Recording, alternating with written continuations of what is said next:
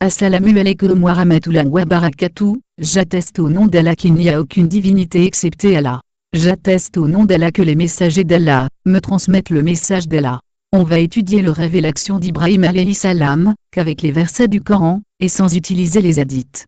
Enfin, à la fin de l'étude on va comparer l'interprétation du rêve, et l'action d'Ibrahim alayhi salam avec les hadiths qu'aurait dit le prophète alayhi salam qui serait proche de l'étude.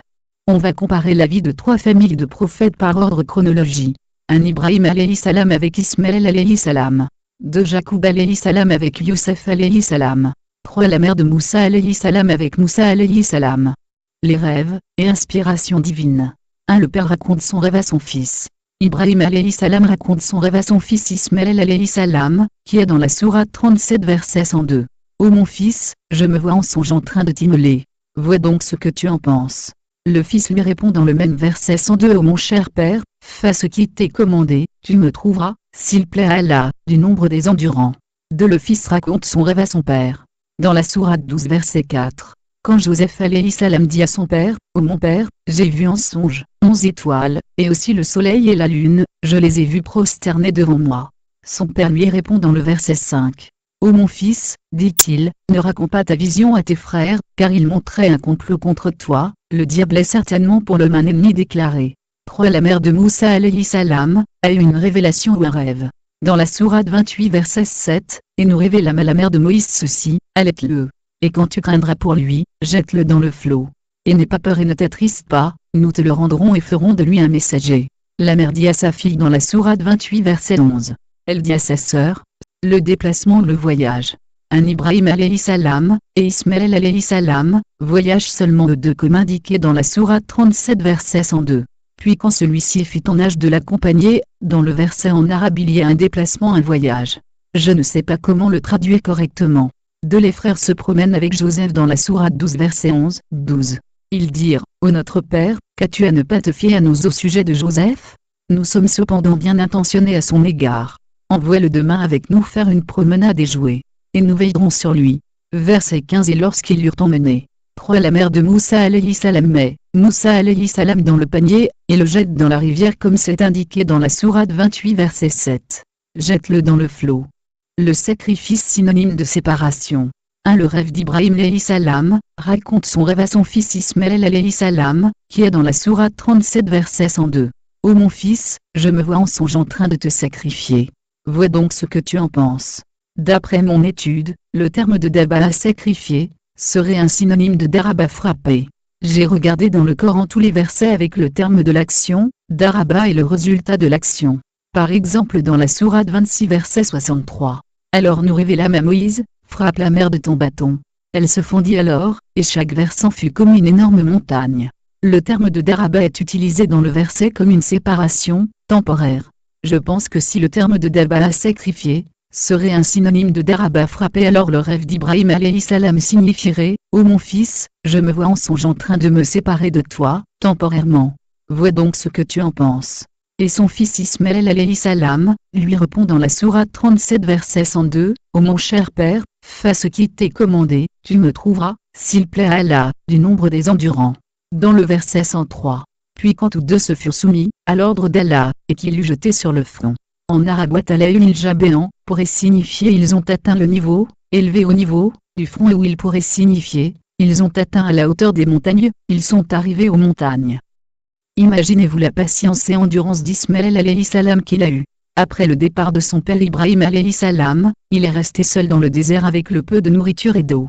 De la première intention des frères, et de tuer Youssef alayhi salam ensuite, ils ont changé d'avis par le jeter au puits dans la sourate 12 verset 9, 10.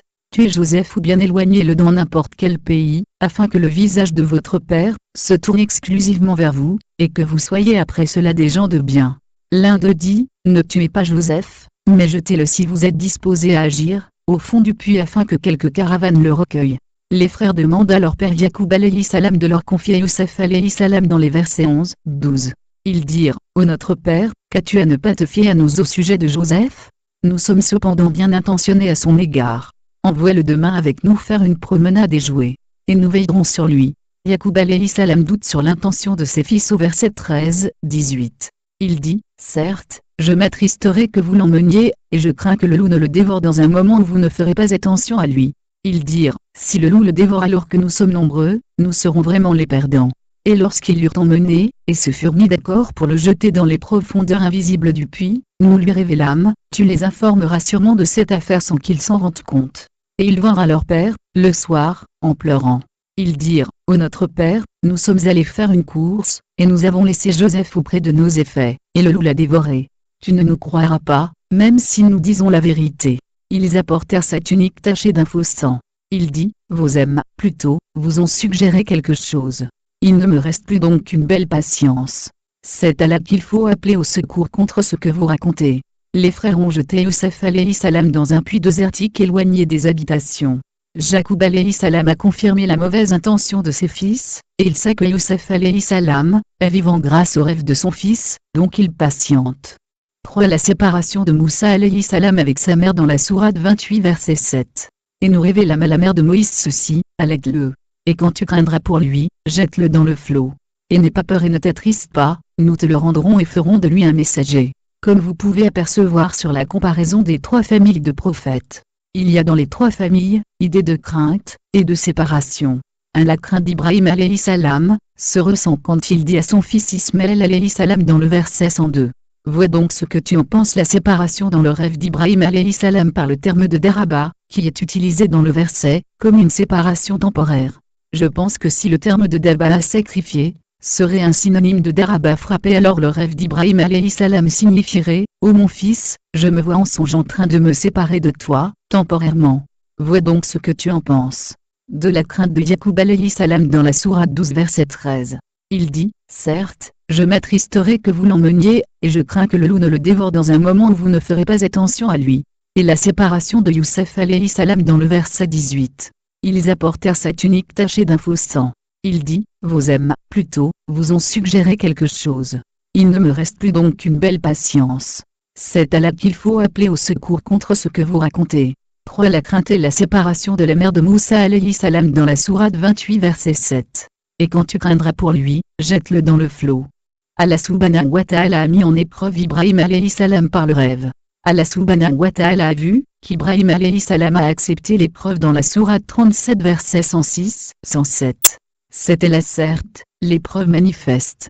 Et nous le rançonnâmes d'une immolation généreuse. Mon interprétation est que le terme de daba sacrifié serait un synonyme de daraba frappé. J'ai regardé dans le Coran tous les versets avec le terme daraba et le résultat de l'action. Dans la sourate 2 verset 60. Et rappelez-vous quand Moïse demanda de l'eau pour désaltérer son peuple, c'est alors que nous dîmes, frappe le rocher avec ton bâton. Et tout d'un coup, 12 sources en jaillir, et certes, chaque tribu sut s'abreuver. Mangez et buvez de ce qu'Allah vous accorde, et ne semez pas de trouble sur la terre, comme des fauteurs de désordre. Et dans la sourate 7 verset 160. Nous les répartîmes en 12 tribus, en 12 communautés. Et nous révélâmes à Moïse, lorsque son peuple lui demanda de l'eau, frappe le rocher avec ton bâton. Et voilà qu'en jaillirent 12 sources. Chaque tribu sut son abreuvoir. Nous les couvrîmes de l'ombre du nuage, et fîmes descendre sur eux la manne et l'écaille. Mangez des bonnes choses que nous vous avons attribuées. Et ce n'est pas à nous qu'ils ont fait du tort, mais c'est à eux-mêmes qu'ils en faisaient. Je pense que si le terme de daba sacrifié serait un synonyme de daraba frappé, alors le résultat de l'action serait dans ce verset un jaillissement d'une source d'eau. Si Ismaël alayhi salam est bien resté seul dans le désert dans le premier terme de sacrifice du rêve, et si le deuxième terme de sacrifice serait un jaillissement d'une source d'eau, l'exemple d'eau de source Zamzam. En regardant les hadiths, il y a une histoire similaire. Pourquoi Allah subhanahu wa ta'ala nous dit de méditer sur ces versets, comme c'est indiqué dans la sourate 4 verset 82. Ne médite-t-il donc pas sur le Coran? S'ils provenaient d'un autre qu'Allah, ils y trouveraient certes maintes contradictions. Or les hadiths ne proviennent pas d'Allah subhanahu wa ta'ala. On devrait faire la même chose, méditer sur les hadiths, les paroles attribuées au prophète alayhi salam. Je médite sur l'hadith de l'histoire d'Ajar et Ismaël alayhi salam. Je ne doute pas du Coran, mais je doute sur les hadiths que j'ai reçus. D'où ma méditation sur les hadiths. Je constate souvent que les prénoms ne correspondent pas aux hadiths. Et je ne pense pas qu'Ibrahim alayhi salam a laissé Ajar et Ismaël alayhi salam seuls dans un désert. De plus, Ibrahim alayhi salam est exemple même de la droiture et de l'équité, conformément au ordre d'Allah subhanahu wa ta'ala médité sur la sourate 4 verset 129. Vous ne pourrez jamais être équitable entre vos femmes, même si vous en êtes soucieux. Ne vous penchez pas tout à fait vers l'une d'elles, au point de laisser l'autre comme en suspens.